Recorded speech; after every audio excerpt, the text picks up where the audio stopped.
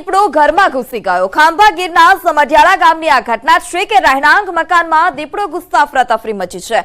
ઘરમાં પુરાઈ જતા દીપડાના ધમપછાડા જોવા મળ્યા। આરએફઓ સહિત વન વિભાગની ટીમ ઘટના સ્થળ પર પહોંચી હતી। વન વિભાગે દીપડાને પકડી લેતા ગામના લોકોએ રાહત અનુભવી છે।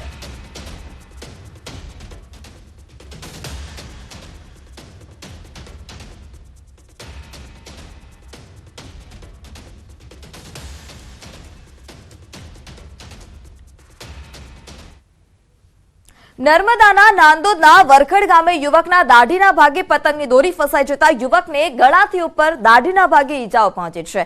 જે બાદ સ્થાનિકોએ યુવકને તાત્કાલિક હોસ્પિટલ ખાતે ખસેડ્યો હતો। સારવાર દરમિયાન તેને 40 જેટલા ટાંકા આવ્યા છે। ઉત્તરાયણ સમયે દોરી વાગવાના કિસ્સાઓ વારંવાર બનતા હોય છે, ત્યારે લોકોએ ચાઇનીઝ દોરીનો ઉપયોગ ટાળવો જોઈએ, કારણ કે આમાં લોકોનો જીવ પણ જઈ શકે છે। જે પશુ પક્ષીઓ હોય છે તેમને પણ ઈજા પહોંચી શકે છે।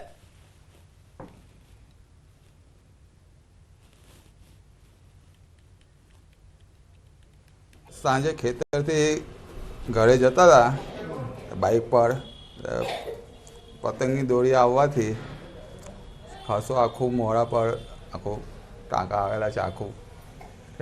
આખું દાઢીનો ભાગ આખો જે થઈ ગયેલો છે। ત્યાંથી રાજપીપળા જયેશ પટેલના દવાખાને આવ્યા।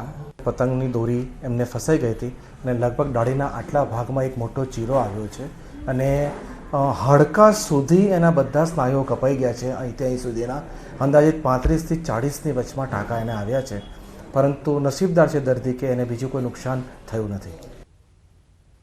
લોકસભાની ચૂંટણી માટે ભાજપની તૈયારી। પ્રદેશ ભાજપ કાર્યાલય પર યુવા મોરચાની બેઠક મળી હતી। નવા મતદાર જોડો અભિયાન અંતર્ગત બેઠકનું આયોજન કરવામાં આવ્યું। પ્રદેશ યુવા મોરચાના પ્રમુખ પ્રશાંત કોરટની અધ્યક્ષતામાં બેઠકનું આયોજન કરાયું હતું। બીજેપી યુવા મોરચા રાષ્ટ્રીય સ્તરે કાર્યક્રમનું આયોજન થશે।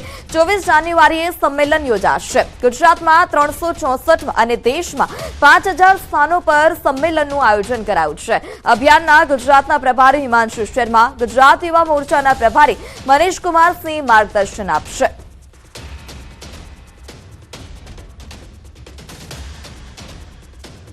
કોચિંગ ક્લાસીસની અંદર જઈને રમતગમતના મેદાનો ઉપર જ્યાં જ્યાં યુવાનો મળે છે, જે 18 થી 25 વર્ષની ઉંમરના યુવાનો છે, એમને મળીને 24 તારીખના સંમેલન માટે આમંત્રણ આપીને અને ગુજરાતની અંદર 182 વિધાનસભા સીટની અંદર દરેક વિધાનસભા સીટમાં બે સંમેલનો યોજાવા જઈ રહ્યા છે। ત્યારે આખા દેશની અંદર જ્યારે 5000થી વધારે સંમેલનનું આયોજન થયું છે। ગુજરાતમાં 364 સંમેલનો 24 જાન્યુઆરી એકી સમયે યોજાવાના છે। આ સંમેલન વર્ચ્યુઅલી હશે અને આ સંમેલનનું સંબોધન દેશના યશસ્વી પ્રધાનમંત્રી શ્રી નરેન્દ્ર મોદીજી કરવાના છે। તો પીએમ મોદી ડીજીપી આઈજી સંમેલનમાં હાજરી આપશે। 5 થી 7 જાન્યુઆરીએ જયપુરમાં યોજાશે બેઠક। પીએમ મોદી 6-7 જાન્યુઆરીએ બેઠકમાં હાજર રહેશે। આતંકવાદ, સાયબર ક્રાઇમ અને નક્સલવાદ જેવા મુદ્દાઓ પર ચર્ચા કરવામાં આવશે। ગૃહમંત્રી અમિત શાહ, એનએસએ અજીત ડોભાલ પણ હાજર રહેશે।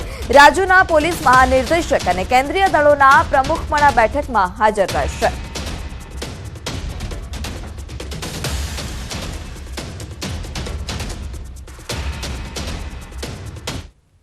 અને સમાચારમાં હવે વાત જૂની પેન્શન યોજનાની।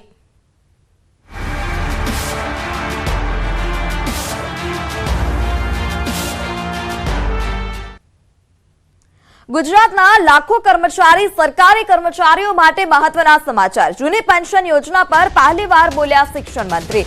શિક્ષણ મંત્રી કુબેર ડિંડોરનું નિવેદન ફરી ચર્ચામાં છે। જૂની પેન્શન યોજના પણ ભાજપ સરકાર જ લાવશે। શિક્ષકો આંદોલનનું નેતૃત્વ ન લે। અલગ અલગ 29 વિભાગના પ્રશ્નો છે, સમય આવશે એ પણ ભાજપ સરકાર જ કામ કરશે। હિંમતનગરમાં ચિંતન શિબિરમાં હાજર રહેલા શિક્ષણ મંત્રી કુબેર ડિંડોરે આ વાત કરી છે। જૂની પેન્શન યોજના લાગુ કરવાની માંગ પર શિક્ષણ મંત્રીએ પ્રથમવાર નિવેદન આપ્યું। શિક્ષણ મંત્રી કુબેર ડિંડોરે નામ લીધા સિવાય કહ્યું કે નિર્ણય થશે, ચિંતા ન કરતા। તેમણે 2005 પહેલાના કર્મચારીઓના ઓલ્ડ પેન્શન અંગે નિવેદન આપ્યું હતું, જ્યારે ડિંડોરે કહ્યું હતું કે ઓલ્ડ પેન્શન મુદ્દે મોદી સરકાર સારો નિર્ણય કરશે।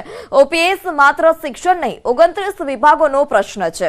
નોંધનીય છે કે જૂની પેન્શન યોજના હેઠળ સરકારી કર્મચારીઓનો પગાર તેમની નિવૃત્તિ પર આધારિત હતો અને આ યોજના હેઠળ નિવૃત્ત કર્મચારીની નિવૃત્તિ નિવૃત્તિ પછી અને મૃત્યુ પછી પણ તેના પરિવારના સભ્યોને પણ પેન્શન આપવામાં આવતું હતું. જોકે કેન્દ્ર સરકાર દ્વારા પેન્શન સુધારાના ભાગરૂપે ભારતની જૂની પેન્શન યોજના નાબૂદ કરવામાં આવી હતી અને આ યોજના 1 જાન્યુઆરી 2004થી રદ કરવામાં આવી. આમાં મોંઘવારી ભથ્થું વગેરે જેવા ઘટકો સહિતની નિવૃત્તિ સમયે લેવામાં આવેલા છેલ્લા પગારના અડધા જેટલા નિર્ધારિત લાભ પેન્શન ઉપલબ્ધ હતું.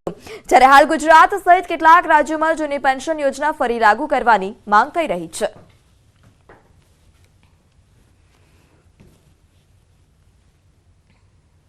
बाईस तारीख ओपनिंग उद्घाटन એટલે પહેલા આપણે કહેતા ને કે મંદિર વહી બનાएंगे लेकिन तारीख नहीं बताएंगे એવું હતું ને.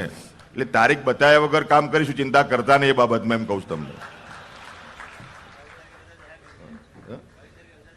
22 તારીખ છે ને, પેલી આ જીપીએફ સીપીએફ ની વાત કરું છું, કરું અમે, પણ તમે ટાઈમ પેલું ચૂંટણી પહેલા ને એના પછી એવું ના કરતા, કરવાનું આપણે જ છે. એટલે તારીખને અમે તારીખ જાહેર નહીં કરતા, કરીશું આપણે એમ.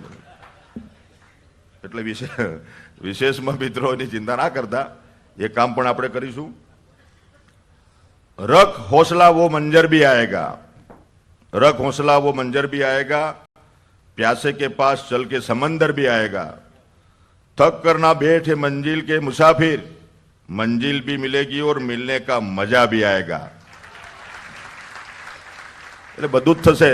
તમે ચિંતા કર્યા વગર નોકરી કરો. શિક્ષણ મંત્રીની જૂની પેન્શન યોજનાના નિવેદનને લઈ અને જામનગરના શિક્ષકોએ પ્રતિક્રિયા આપી. ઉમેર્યું કે 2005 પહેલાના લોકોને પેન્શન યોજનાનો લાભ આપવામાં આવે તથા નિવેદનને કાગળ પર લાવી અને અમલવારી કરવા પણ માંગ કરાઈ છે. શિક્ષણ મંત્રી કુબેરભાઈ ડિંડોર દ્વારા જે પ્રકારે નિવેદન આપવામાં આવ્યું છે, રામ મંદિરની જેમ સરકારી જે શિક્ષકોનો પેન્શનનો મુદ્દો છે, જૂની પેન્શન યોજનાનો મુદ્દો છે, એ પણ ભાજપ સરકાર જ ઉકેલશે અને શિક્ષકો છે તે આંદોલનનું નેતૃત્વ ન લે. ત્યારે આપણી સાથે જામનગરના જે શિક્ષકો છે તે શિક્ષકો સાથે જ આ મુદ્દે સીધો સંવાદ કરીશું, સીધી વાત કરીશું. શું કહેશો? શિક્ષણ મંત્રીનું નિવેદન, રામ મંદિરની જેમ જૂની પેન્શન યોજનાનો મુદ્દો પણ ઉકેલાશે, શિક્ષકો છે તે આંદોલનનું નેતૃત્વ ન લે, કેવી રીતના સમગ્ર નિવેદનને આપ જોવો છો? ગુજરાત સરકાર વતી જાહેરમાં પહેલી વખત જૂની પેન્શન યોજનાનું નિવેદન શિક્ષણ મંત્રીએ આપ્યું છે. આવકારદાયક બાબત છે. પણ માન્ય શિક્ષણ મંત્રીને એ પણ ખબર છે કે ગયા વર્ષે સપ્ટેમ્બરમાં સમાધાન થયું છે, 1.25 વર્ષ જેવો સમયગાળો થયો, હજુ સુધી જૂની પેન્શન યોજના જે 1/4/2005 પહેલા ભરતી થયેલાને ગુજરાતના કર્મચારીને આપવાની છે. શિક્ષક સમાજ નેતૃત્વ કરશે, આંદોલનો ચાલુ રહેશે. શું કહેશો બેન? જે પ્રકારનું નિવેદન અને શિક્ષકો આંદોલનનું નેતૃત્વ પણ કરતા હતા, હવે આ પ્રકારનું જે ટકોર છે, જે નિવેદન છે, શિક્ષણ મંત્રીએ કર્યું છે. હા, શિક્ષણ મંત્રીના નિવેદનને અમે સૌ આવકારીએ છીએ, પણ અમે ઈચ્છીએ છીએ કે એને સૈદ્ધાંતિક સ્વરૂપ આપવામાં આવે. પેલું ઓલું કહેવાય ને, કોણીએ ગોળ ચોંટાડવાની વાત ન કરવામાં આવે, પણ એને વાસ્તવિક સૈદ્ધાંતિક સ્વરૂપ આપવામાં આવે. અને એમાં 1/4/2005 સુધીનું તો સરકારે સ્વીકારેલું પણ